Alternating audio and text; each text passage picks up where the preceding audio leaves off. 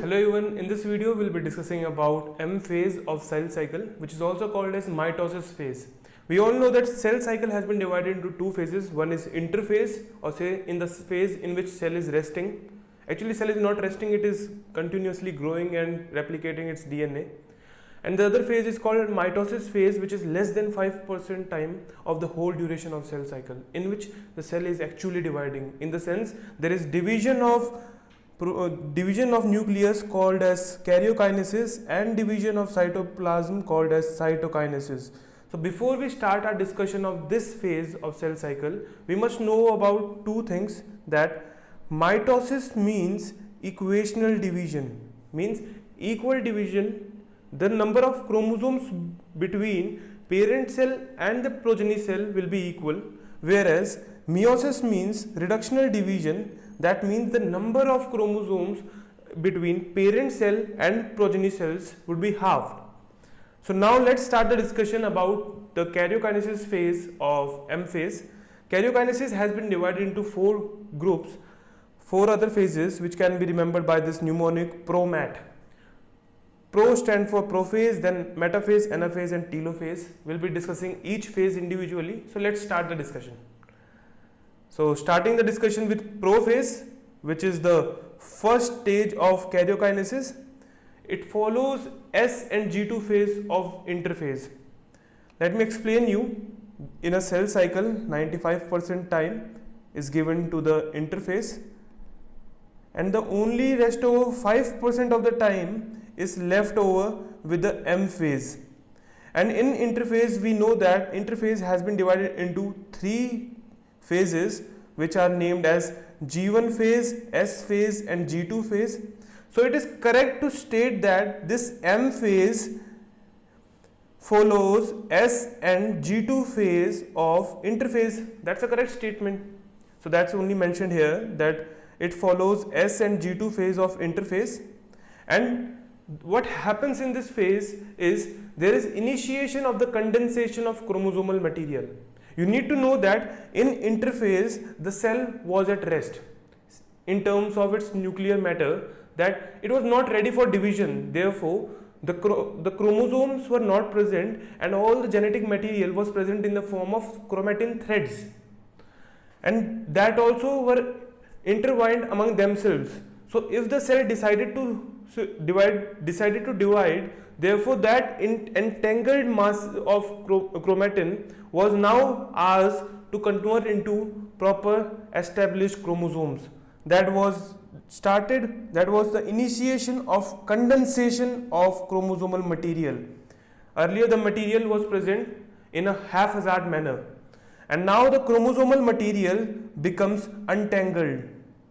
You can see that this diagram shows an interphase nucleus in which you cannot find out true distinctive chromosomes. But after the start of prophase, that is the first phase of karyokinesis, you can see that the chromatin thread is now getting untangled and converting into proper chromosomes. So let us see what is happening during the S and G2 phase. We know that S and G2 phase are the phases of interphase. S and G2 phase, the new DNA molecule which was formed is intertwined. In S phase, there occurs two important events, that is first DNA replication in nucleus and centriole duplication in the cytoplasm. So the DNA which was synthesized during S phase is intertwined among itself. And now let's talk about what was happening with centrosome. Centrosome is an organelle formed by two centrioles attached perpendicular to each other. That was the duplication of centriole, we already discussed, happens during the S phase of interphase along with DNA replication. And this centrosome made up of two centrioles attached at 90 degree radiates out microtubules called as esters. So let me brief you with the term cytoskeleton. Cytoskeleton contains three groups. First one is microfilament, second one is microtubule, and the third one is intermediate filament. In microfilament we have actin monomer. In microtubules we have tubulin dimer. And intermediate filaments are made up of small proteins. This all things are mentioned in NCERT, so therefore you need to learn them. And now we are discussing about this part of the discussion, that is microtubule. So from centriole, microtubules radiate out. Let's see that statement again. Each centrosome, which is made up of centriole, radiates out microtubules called esters. Now let us see those esters in this diagram.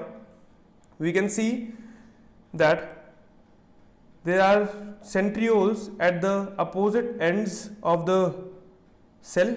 They are moving towards the opposite ends and they are radiating out some structures which are made up of microtubules, which I am marking with red color. These are called as esters. And these esters are radiating out from both the centrosomes, which are made up of two centrioles. You can see each part is a centriole here. This is a centriole, this is also a centriole, and together they form a centrosome. Now, one more thing you need to remember here, that esters from both sides, esters, and the spindle fibers which are radiating from the centrosome.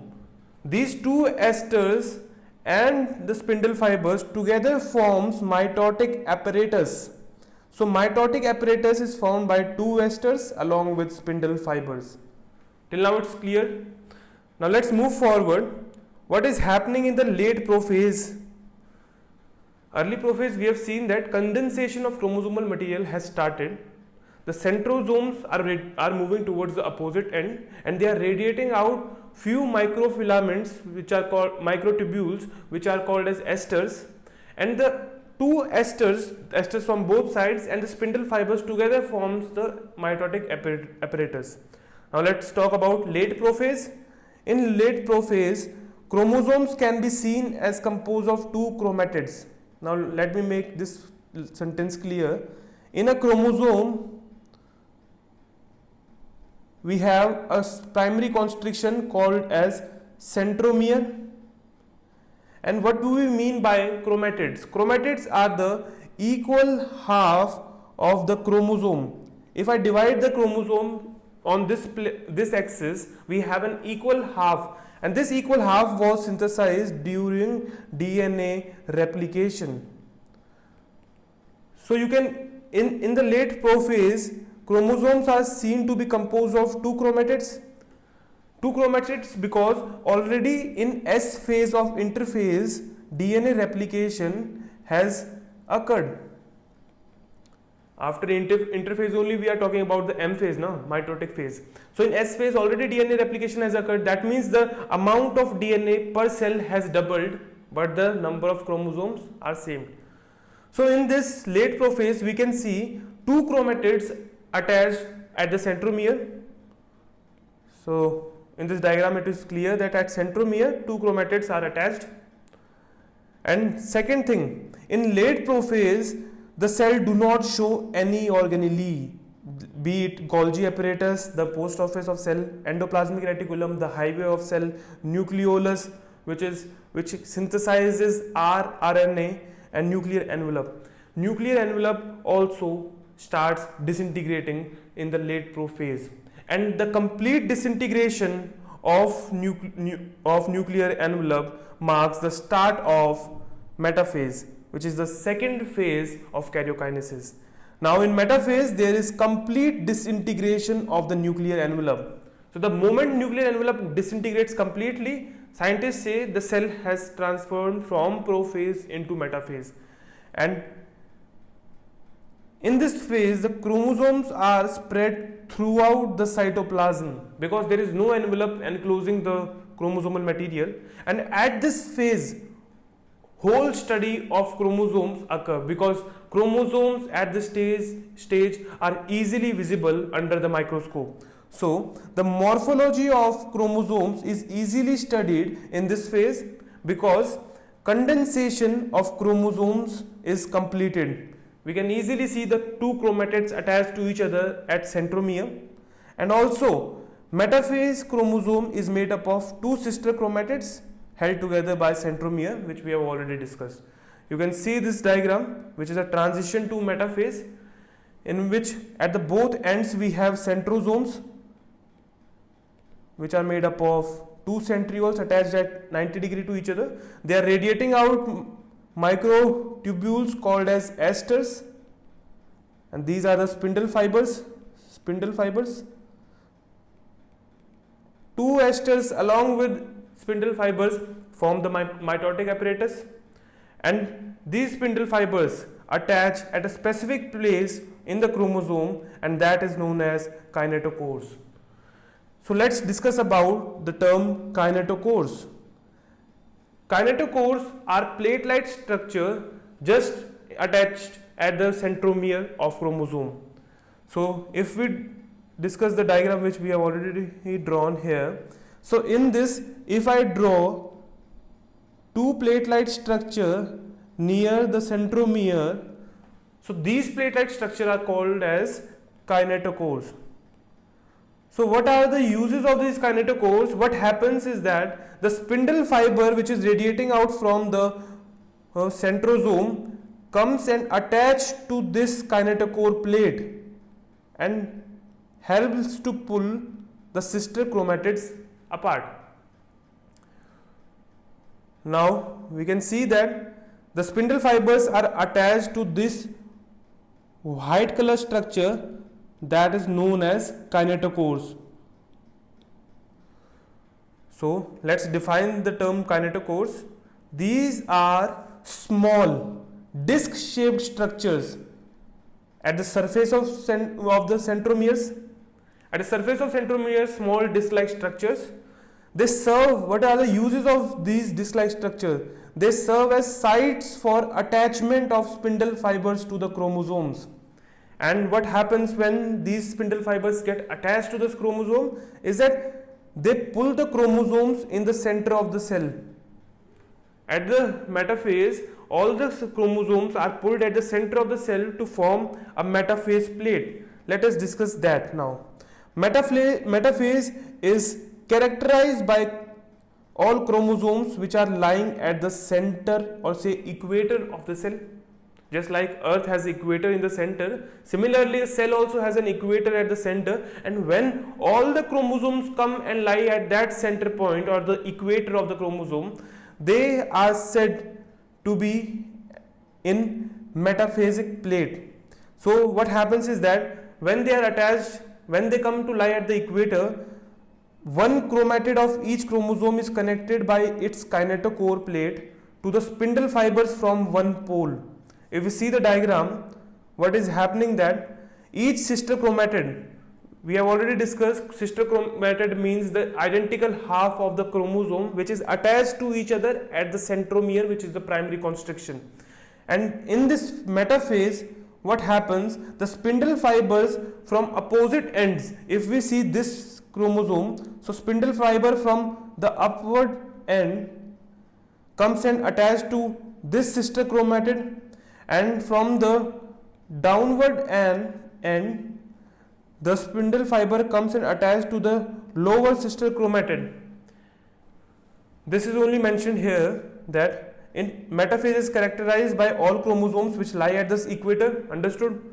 Second, that one chromatid of each chromosome is connected by its kinetochore plate to the spindle fibers from one pole each. And what happens is that the sister chromatid is connected by its kinetochore to the spindle fibers of opposite poles. Understood? Each chromatid along with its kinetochore is attached to the spindle fiber of the opposite end in metaphase. And when these chromosomes come to lie in this equator, they are called to be in metaphase plate. This line you need to remember. So till now let us recap what happened in prophase. First of all, the condensation of chromosomal material started. The chromosomes became untangled. Then organelles were starting disappearing along with disappearance of nucleolus and nuclear envelope. Now let's talk about metaphase, the second stage of karyokinesis. In metaphase, there is complete disintegration of the nuclear envelope, and the chromosomes come to lie in the center with the sister chromatids attached to the centromeres of the opposite ends through their kinetochores. And this arrangement of chromosomes lying at the center is called as metaphase plate. And also remember that this phase, that is the metaphase, is the best phase if you want to study the morphology of chromosomes. Now let's move towards the second last stage, which is called as anaphase. Now what is happening in this anaphase? Just remember that mnemonic pro-mat. We have already discussed prophase, metaphase. Now we are on this anaphase, and the last phase will be telophase. So what is happening in anaphase is that centromere split. We have seen here in metaphase the centromere is attaching two sister chromatids together. Now what will happen? These spindle fibers will contract and pull both the sister chromatids away from each other. So that stage when the spindle fibers start pulling the sister chromatids away is called as anaphase, in which centromere of each chromosome lies at the leading edge and the remaining of chromosome is directed towards the pole. What is happening? You can see in anaphase, this is a diagram of anaphase. The centromere is leading edge and it remains directed towards one pole. These centromere, all centromeres are directed towards the upper pole, and you can see that all centromeres here are directed towards the lower pole, and the sister chromatids have separated in this phase. Again, let's talk about the arms of chromosomes. What happens to the arms of chromosomes? And before we start the discussion of arms of chromosomes, let us know what are the arms of chromosome. If we have a chromosomal diagram here, the central constriction is called as centromere, and at both sides of it we have plate-like structure, small disc-like structure called as kinetochores, at which spindle fibers attach. And now the equal half we already have discussed. Equal half, if we separate this from the center, is called as chromatid. These two are sister chromatids attached to each other via centromere. And now we can see that each chromatid has a shorter arm and a long arm. Short arm is called as P arm and the long arm is called as Q arm. These are the abbreviations given for the genetic studies. So these two appendages are called as arms of the chromosome, short arm and long arm. Now you can see in anaphase, the arms of chromosomes are trailing behind. Then the centromere divides the chromosome into two arms. In this diagram, you can see when the centromere is being pulled by the spindle fibers, what is happening? The centromere is leading edge, is leading, whereas the arms of chromosome, these are the arms of chromosomes, are trailing behind.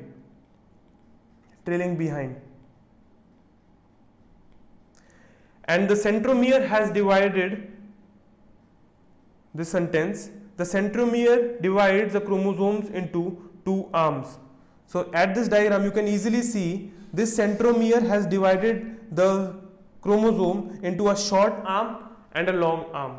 So with this we have discussed how the centromere in anaphase is leading, whereas the arms are trailing behind.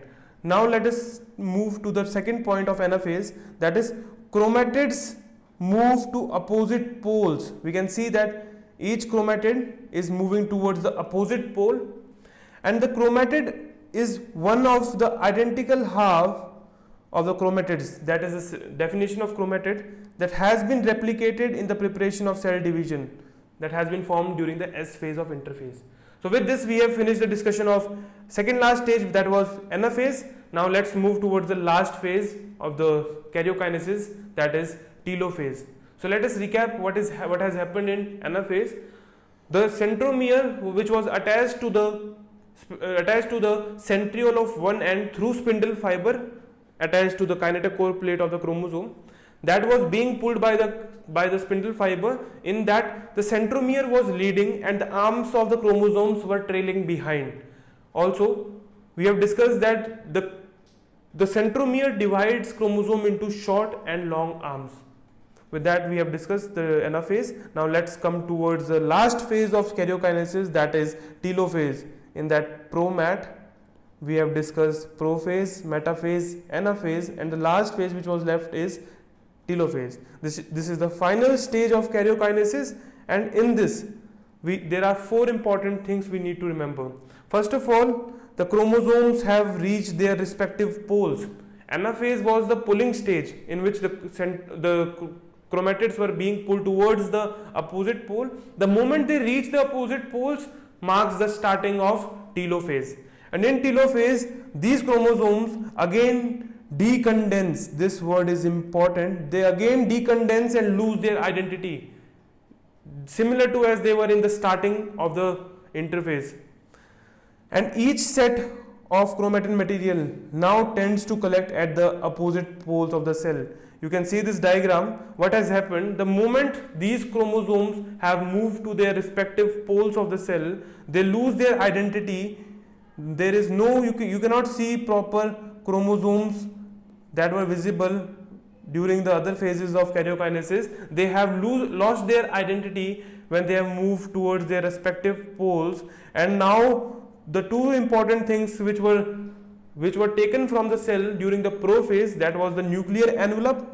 This nuclear envelope develops around the chromosomes, and nucleolus, Golgi body, and endoplasmic reticulum, which was disappearing in the late prophase, now comes back to the cell.